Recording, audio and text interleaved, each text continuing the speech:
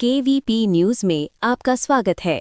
प्रस्तुत है KVP news से आज के समाचार। महाशिवरात्रि 2026 के पावन अवसर पर पूरे देश में 12 ज्योतिर्लिंगों और अनगिनत शिवालयों में श्रद्धालुओं का उत्साह और आस्था का सैलाब उमड़ा, जहां सुबह से ही भक्त हर हर महादेव के जयघोष के साथ भगवान शिव के दर्शन एवं पूजा अर्चना में लीन हो गए। दिव्य 12 ज्योतिर्लिंगों में परसों आधी रात से ही दर्शन और पूजा उपासना निरंतर जारी रही, जिसमें खासकर उज्जैन के महाकालेश्वर ज्योतिर्लिंग में लगभग 44 घंटे तक अखंड दर्शन पूजन होता रहा और यहां लगभग 4-10 लाख श्रद्धालु देर शाम तक पहुंचे इस वर्ष के महोत्सव में भाग लेने के लिए। मध्य प्रदेश के रतलाम में स्थित गढ़ कैलाश महादेव मंदिर पर महाशिवरात्रि के अलौकिक उत्सव के दौरान भगवान शिव का भव्य श्रृंगार करीब 11 लाख रुपए के नोटों से किया गया और मंदिर परिसर में लस्सी, खिचड़ी तथा फलाहारी प्रसाद का वितरण भी हुआ, जिससे वहां की शिव भक्ति और उत्साह का अनुभव हर तरफ देखने को मिला। प्रधानमंत्री नरेंद्र मोदी ने हाल ही में एक इंटरव्यू में कहा है कि भारत अब 38 देशों के साथ अपनी शर्तों पर व्यापार समझौते फ्री ट्रेड एग्रीमेंट कर पा रहा है,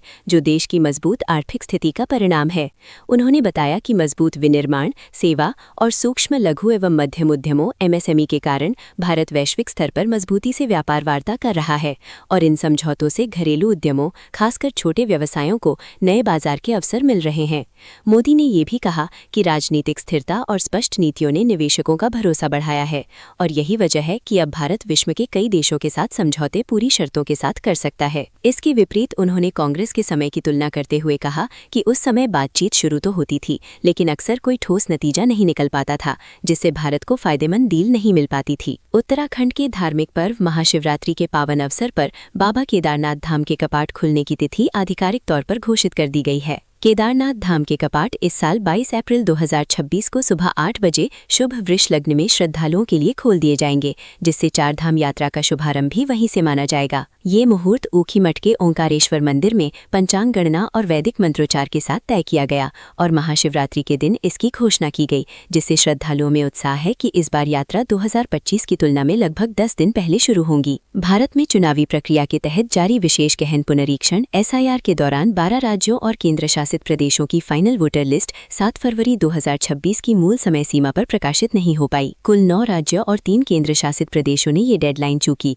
हालांकि इसके अंतर्गत लक्षद्वीप और पुडुचेरी ने अपनी मतदाता सूचियां समय पर जारी कर दी हैं। बाकी स्थानों पर तकनीकी और प्रशासनिक वजहों से अंतिम सूची प्रकाशित नहीं हो सकी, जिसके कारण निर्वाचन आयोग ने तारीखें संशोधित की हैं। उदाहरण के लिए राजस्थान की फाइनल वोटर लिस्ट अब 21 फरवरी, पश्चिम बंगाल की 28 फरवरी और उत्तर प्रदेश की 10 अप्रैल को प्रकाशित होने की संभावना है। डेडलाइन बढ़ाए जाने का उद्देश्य सभी योग्य मतदाताओं को नाम जोड़ने, आपत्तियां सुनने और सूची को सटीक बनाने के लिए पर्याप्त समय देना बताया गया है। आंध्र प्रदेश की अमरावती में भारत की पहली समर्पित AI यूनिवर्सिटी कृत्रिम बुद्धिमत्ता विश्वविद्यालय की स्थापना की योजना के तहत 19 फरवरी 2026 को इसका आधारशिला समारोह आयोजित किया जाएगा, जिसमें राज्य सरकार की एनवीडिया जैसी तकनीकी साझेदार कंपनियों के सहयोग से ये संस्थान शुरू हो रहा है।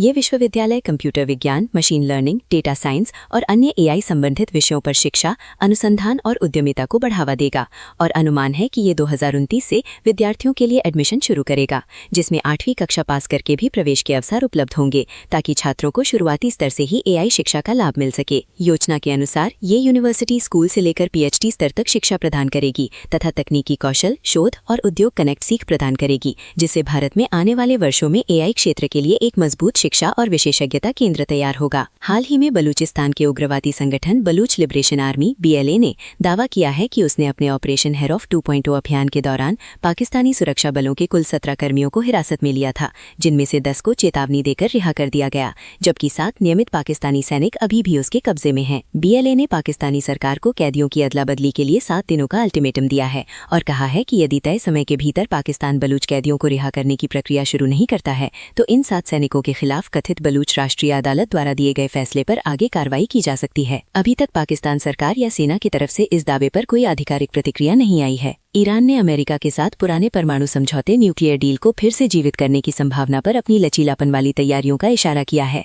लेकिन इस बातचीत की एक स्पष्ट शर्त रखी है। ईरान के उपविदेश मंत्री मजीद तखत रवंची ने कहा है कि अगर अमेरिका अपने ऊपर लगे मुख्य आर्थिक प्रतिबंध सैंक्शंस हटाता है तो तेहरान परमाणु संबंधी मुद्दों पर बातचीत के लिए तैयार है, जिससे दोनों पक्षों के बीच संभावित समझौते की राह खुल सकती है। हालांकि ईरान ने यह भी स्पष्ट किया है कि पूर्ण यूरेनियम समृद्धि, जीरो एनरिचमेंट और उसके बैलिस्टिक मिसाइल कार्यक्रम पर कोई समझौता नहीं करेगा और इन मुद्दों पर बात करना उसके लिए रेड लाइन है, जिससे बातचीत आगे बढ़ने में जटिलताएं बनी हुई हैं। इस बीच अमेरिका और ईरान के प्रतिनिधि जिनेवा और ओमान में बातचीत का अगला दौर आयोजित करने की तैयारी में है, ताकि लंबे समय से चल रहे परमाणु विवाद को कूटनीतिक तरीके से सुलझाया जा सके। अमेरिकी व्यवसायी जेफरी एप्स्टीन की 2019 में जेल में मौत को लेकर एक बार फिर विवाद छिड़ गया है, जब एक फोरेंसिक विशेषज्ञ ने ये दावा किया है कि उनकी मौत आत्महत्या नहीं बल्कि किसी अन्य व्यक्ति या लोगों द्वारा की गई हत्या का संकेत देने वाले साक्ष्यों पर आधारित हो सकती है। विशेषज्ञ ने कहा है कि एप्स्टीन के गर्दन की हड्डियों, वेबरर और थायराइड में पाए गए फ्रैक्चर सामान्य आत्मस्थिति में होने वाली हड्डी टूट से मेल नहीं खाते और इससे हत्या की संभावना मजबूत होती है।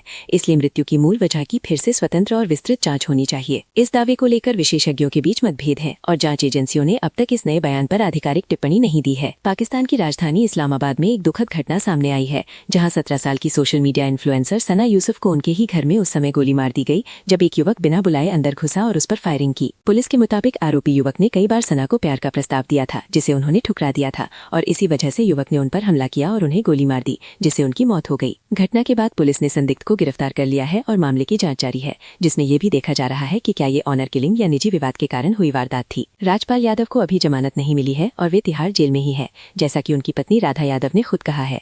कुछ सोशल मीडिया पर वायरल वीडियो और अफवाहों में दावा किया गया कि अभिनेता को जमानत मिल गई है या उन्होंने बाहर आकर किसी को धन्यवाद कहा, लेकिन ये गलत है। राधा ने स्पष्ट किया कि वो अभी भी जेल में ही है और उनकी बेन याचिका पर अगली सुनवाई 16 फरवरी 2026 को दिल्ली उच्च न्यायालय में होगी।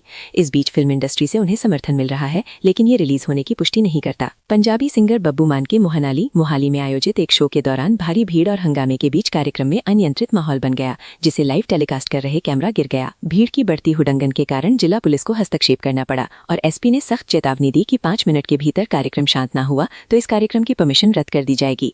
आयोजक और पुलिस के बीच जारी इस तनाव ने शो में मौजूद लोगों के लिए असमंजस की स्थिति पैदा कर दी और कलाकार के कार्यक्रम को सुरक्षित तरीके से आगे बढ़ाने के लिए अतिरिक्त पुलिस अधिकारियों को तैनात करना पड़ा। भारत की महिला ए टीम ने ACC women's Asia cup rising stars 2026 के मुकाबले में पाकिस्तान ए टीम को 8 विकेट से हराकर शानदार जीत दर्ज की, जहां उन्होंने निर्धारित 94 रन का लक्ष्य सिर्फ 10.1 ओवर में ही पूरा कर लिया। पाकिस्तान की टीम पहले बल्लेबाजी करते हुए 93 रन पर ऑल आउट हो गई और भारत के गेंदबाजों ने बेहतरीन प्रदर्शन किया, जिससे लक्ष्य छोटा रह गया।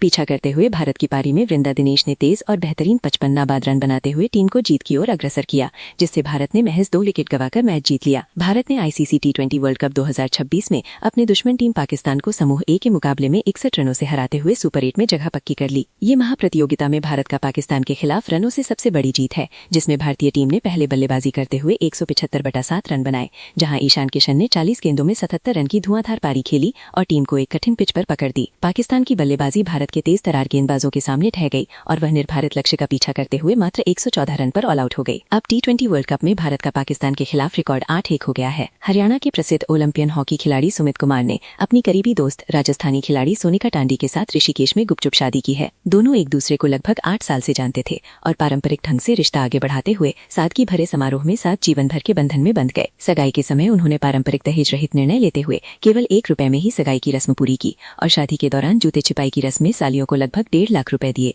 जिससे माहौल और भी यादगार रहा। विवाह समारोह में करीब 70 परिवारजन और करीबी दोस्तों ने शामिल होकर दोनों को शुभकामनाएं दी। उसके बाद सुमित ने तुरंत ही अपने खेल प्रशिक्षण और आगामी लीग ट्रेनिंग के लिए यात्रा भी शुरू कर दी। और अंत में मौसम। उत्तर भारत में जम्मू कश्मीर, लद्दाख, हिमाचल प्रदेश में अलग अलग वर्षा बर्फबारी हो सकती है। दिल्ली, हरियाणा, पंजाब में साफ मौसम रहेगा। अधिकतम तापमान 27 से 29 डिग्री सेल्सियस और न्यूनतम 11 से 13 डिग्री सेल्सियस। उत्तराखंड, उत्तर प्रदेश में ज्यादातर शुष्क हल्का कोहरा संभव। मध्य व पूर्व भारत में मध्य प्रदेश, राजस्थान, बिहार, झारखंड, ओडिशा में शुष्क मौसम सामान्य से ऊपर। लखनऊ में अधिकतम 28 डिग्री सेल्सियस, न्यूनतम 13 डिग्री सेल्सियस। कोहरा कुछ स्थानों पर। दक्षिण व पश्चिम भारत में महाराष्ट्र, गुजरात, कर्नाटक, तमिलनाडु, केरला, आंध्र प्रदेश, तेलंगाना में शुष्क। तटीय कर्नाटक में गर्मी व आर्द्रता। मुंबई अधिकतम 29 डिग्री सेल्सियस, न्यूनतम 23 डिग्री सेल्सियस। अंडमान निकोबार में गरज चमक के साथ अलग अलग वर्षा। इसी के साथ केवीपी न्यूज से आज के समाचार समाप्त हुए। नमस्कार।